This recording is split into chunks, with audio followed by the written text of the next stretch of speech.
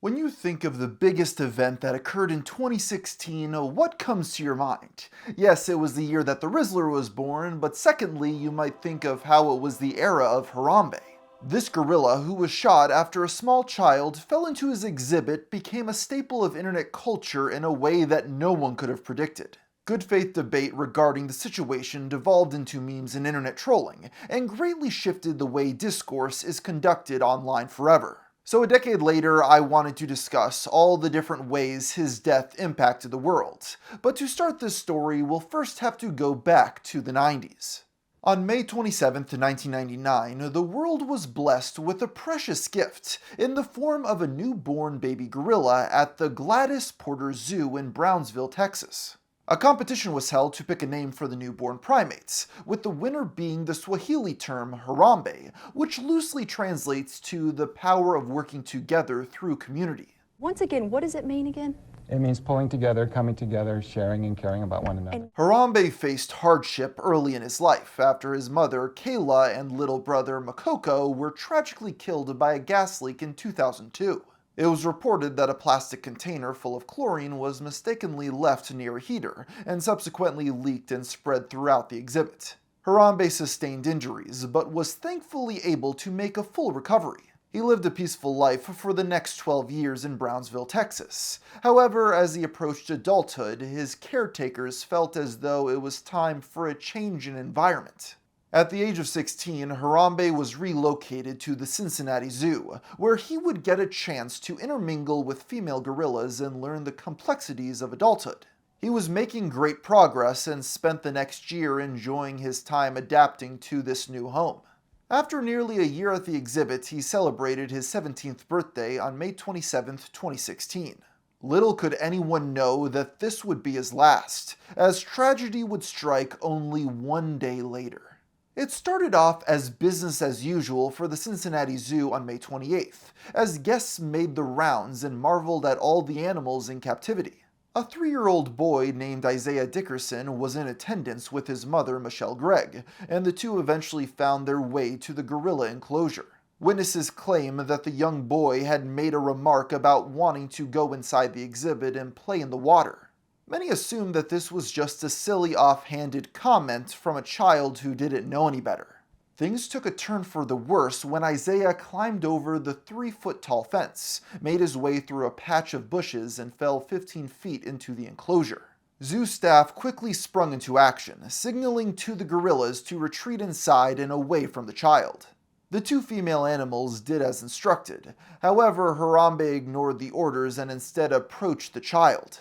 Witnesses at the scene claim that the gorilla seemed to be protecting the boy. However, he got overwhelmed by the screaming heard around the exhibit and began exhibiting much more unstable behavior. The primate began dragging the boy through the water, a behavior that onlookers described as violent. After about 10 minutes, Harambe picked up the toddler and carried him up a ladder, bringing him to a dry patch. Shortly afterward, Cincinnati Zoo staff made the tough decision to shoot and kill the beloved ape with a single shot from a rifle. After neutralizing the primate, firefighters rushed inside of the enclosure and rescued the child, who was rushed to the hospital and fully recovered. Thane Maynard, who served as the director of the Cincinnati Zoo, explained their decision to kill the gorilla in a press conference a few days later. The child was being dragged around. His head was banging on concrete. This was not a gentle thing. The child was at risk. It is important to note that with the child still in the exhibit, tranquilizing the 450-pound gorilla was not an option. Tranquilizers do not take effect for several minutes, and the child was in imminent danger. On top of that, the impact from the dart could agitate the animal and cause the situation to get much worse. While it's undeniable that Isaiah was at risk of being injured, it's worth considering that gorillas tend to drag their own offspring in a similar fashion, showing Harambe was not displaying any type of violent behavior towards the child. This sentiment is backed up by none other than Jane Goodall, one of the world's most prominent primate experts. In an email written to Thane Maynard, Jane said, "I feel so sorry for you, having to try to defend something which you may well disapprove of. I tried to see exactly what was happening. It looked as though the gorilla was putting an arm around the child." Jane makes the case that Harambe was exhibiting protective behavior and that this wasn't even the first time an incident of this variety had occurred. She references a previous incident from an exhibit in Chicago at the Brookfield Zoo when a 3-year-old boy accidentally fell into a gorilla enclosure there and was knocked unconscious after hitting the ground. An 8-year-old silverback gorilla named Binti took note of the small child and rushed to his rescue. Binti picked him up and cradled him in her arms, keeping the child safe before handing him off to staff at the zoo. Regardless of if similar events had happened in the past, they were in a pre-social media era, making Harambe different. The story made its way to the local news, then national headlines after a video documenting the ordeal was uploaded to YouTube. In hindsight, there is surprisingly very little footage of the event taking place available online. There's the iconic upload you've no doubt seen, but seemingly no clips of the actual shooting. This was a crowded zoo in the smartphone era, making this fact all the more baffling. Regardless, with the clip that was spread around, viewers were frustrated to learn that Harambe was shot and killed only minutes after the video ended. Outrage ensued, with criticism being levied against both the zoo and Isaiah's mother, Michelle. Many argued that killing Harambe was completely unnecessary, and even argued that they should have let nature take its course. There are 7.4 billion humans overpopulating planet Earth, and how many endangered gorillas, elephants, rhinos? Cincinnati Zoo and Botanical Garden, you should have tranquilized Harambe and taken your chances. If the kid wound up dying, that would be on the useless, negligent mother's head, not yours. As you can tell, criticism against the zoo boiled down to moral philosophy. However, arguments against the mother were much more direct. Hashtags like Justice for Harambe quickly began trending on Twitter. One petition in particular garnered over 500,000 signatures, which placed all the blame on the negligence of the parents.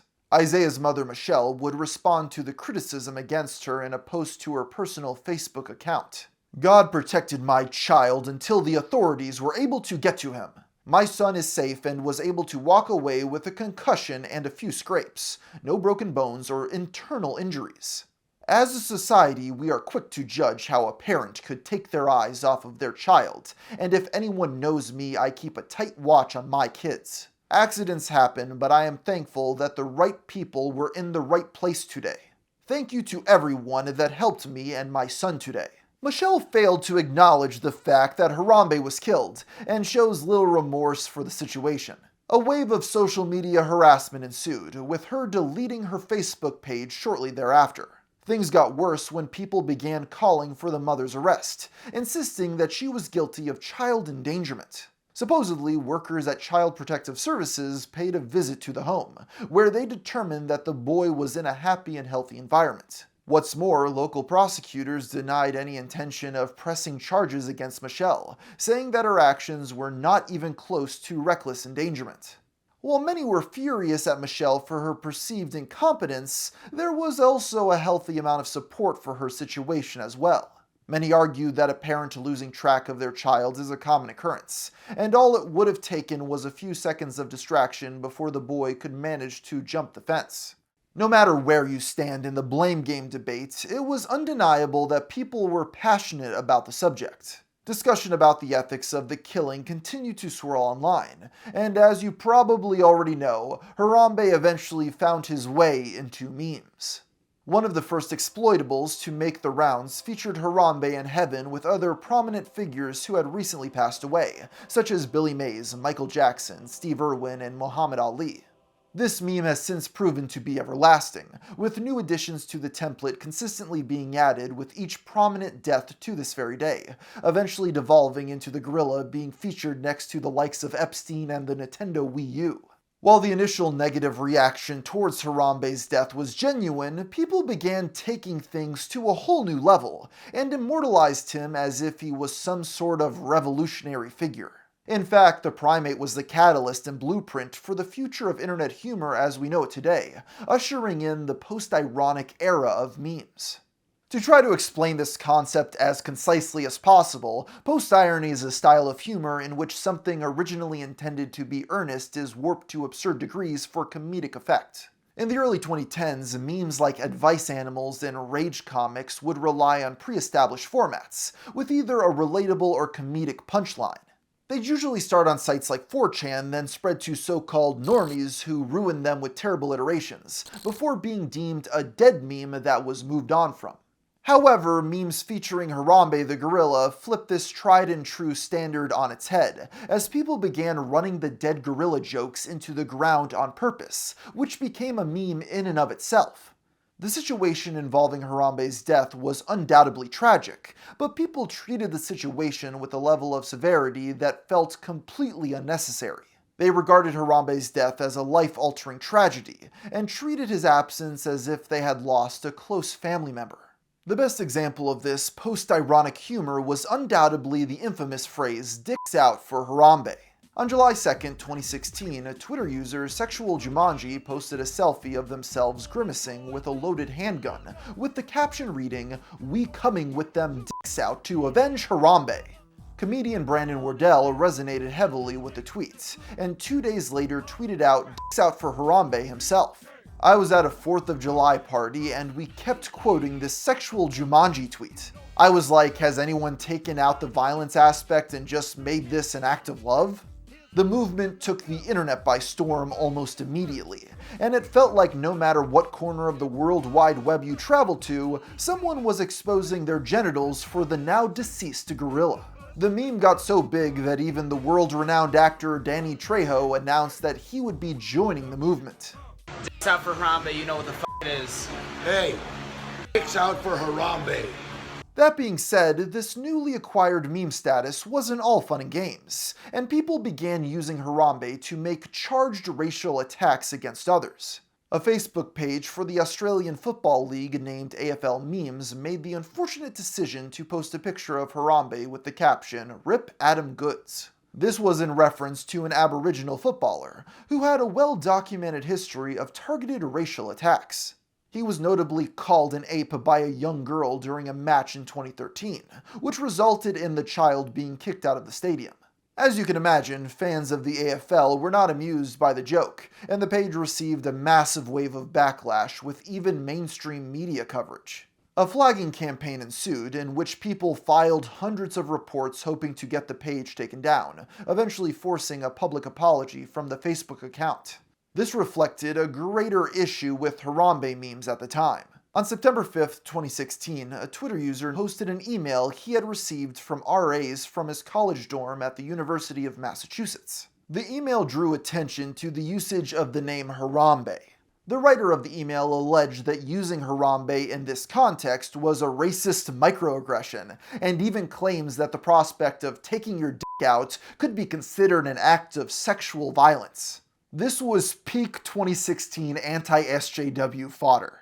To be very clear, using popularized phrases / hashtags which encourage the exposition of body parts runs the risk of being reported as a Title IX incident. These are sexual assault incidences that not only get reported to community standards, but also to the Dean of Students. Needless to say, it is a very serious incident, especially for a first-year student.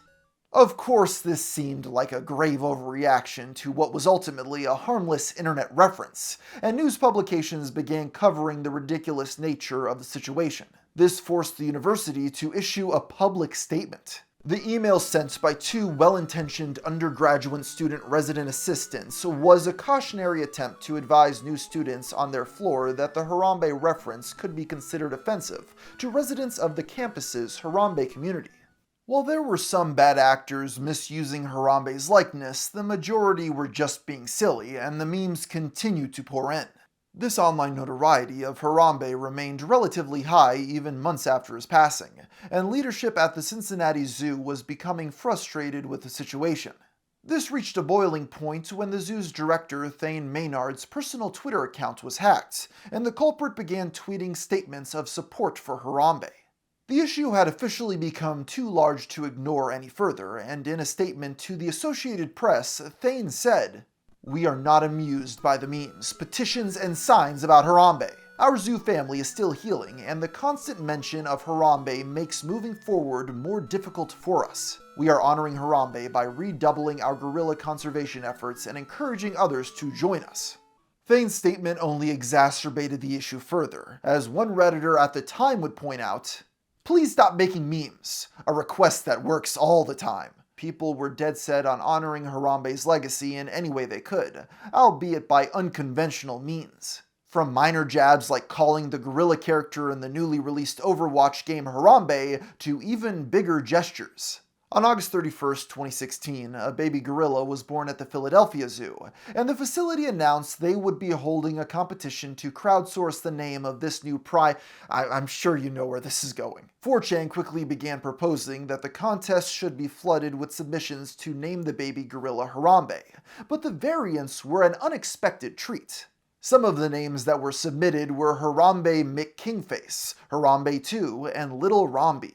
Realistically, the idea to let the internet decide a name for literally anything has almost always been a disaster. Earlier that year, a contest was held to select a name for the $288 million polar research vessel, with the winning name being Bodie McBoatface. And who could forget the Dub-the-Doo Mountain Dew contest to name their apple-flavored soda, with some of the entries including Granny Squirt, Fapple, and the first place winner, Hitler Did Nothing Wrong. Suffice to say, the Philadelphia Zoo was not interested in naming their new baby gorilla after Harambe, and opted for a more suitable title instead. Unfortunately, the internet was not satisfied just yet, and jumped on their next opportunity when it came around. A short while later, a naming contest would be held at the Jinhua Zoo in China to select a name for their newly born baby gorilla. With an online user-submitted voting system, over 73,000 votes were cast to name the gorilla Harambe Mick Harambeface, which was ultimately the winning selection with 93% of all votes. In a surprising turn of events, the zoo actually accepted the new name. However, because it could not be translated into Chinese, it would serve only as his English moniker.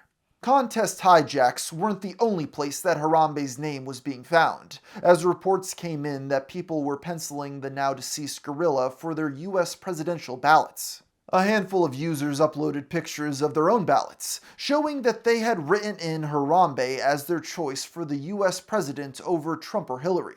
Reports began flooding in that Harambe received 15,000 votes in total. This caused a bit of outrage as people began arguing that these wasted votes were actually crucial.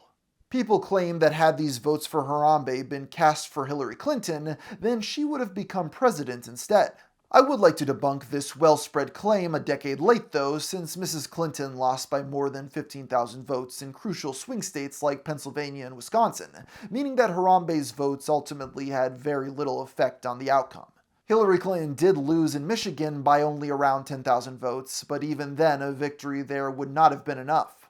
What's more, after I did all the electoral math, I discovered that the supposed 15,000 votes Harambe claimed was nothing more than a hoax in and of itself. That being said, there is an interesting phenomenon that has taken place in regards to Harambe's death, as people have retroactively pointed to it as the singular moment our entire timeline altered for the worst. By 2017, Harambe was more of an online religious icon than he was just a meme, being treated as some sort of otherworldly being worthy of worship.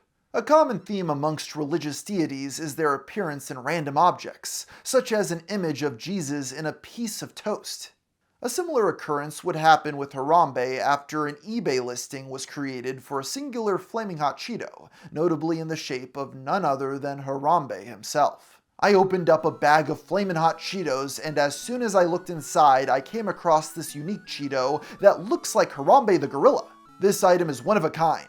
It measures up to about 1.5 inches in length. This item up for bid is only for this unique Cheeto, a bag not included. This makes a great collectible for anyone who appreciates rare items.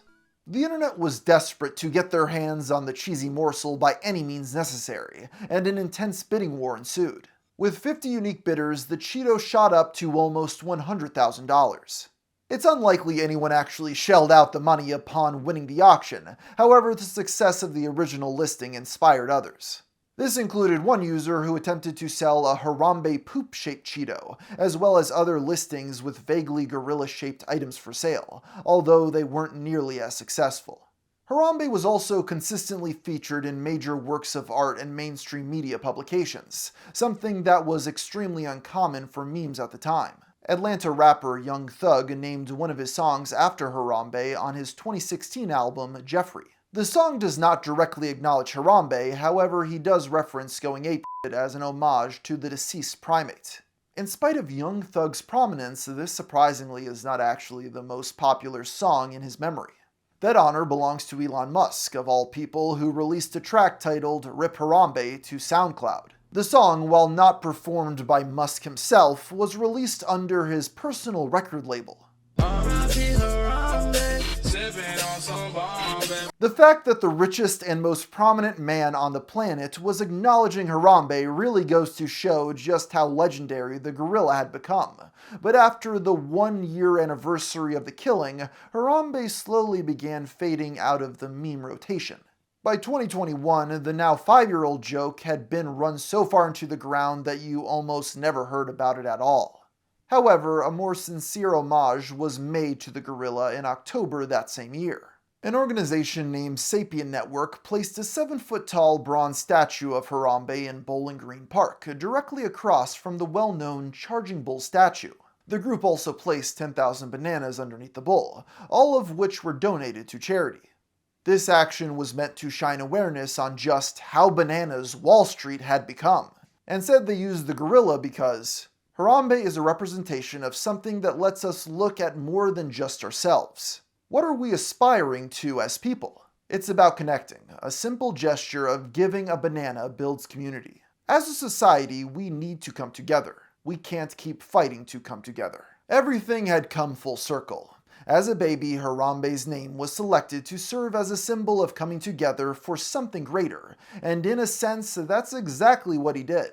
While his status as a meme may not be as potent as it once was, it's undeniable that he was far more significant than anyone would have anticipated. The main question now is to ask what became of everyone involved in this story a decade later. While Harambe's death was undeniably a PR nightmare for the Cincinnati Zoo, they quickly began finding ways to remedy their tarnished reputation.